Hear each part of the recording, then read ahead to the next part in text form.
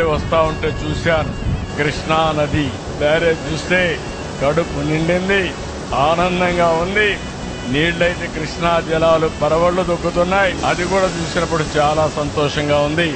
దుర్గమ్మ తల్లి దయ వల్ల ఈ నెలలోనే కృష్ణా నది కూడా ఫుల్లుగా శ్రీశైలం నిండింది, నాగార్జున నిండింది, పులిచెంతల నిండింది, రాయలసీమకు నీళ్లు వస్తున్నాయి. రాబోయే రోజుల్లో నీరుంటే ఏమైనా చేయొచ్చు. అలాంటి రిజర్వాయర్ నిండే పరిస్థితి వచ్చేందుకు సంతోషం అని చెప్పి కూడా నేను మీకు తెలియజేస్తున్నా.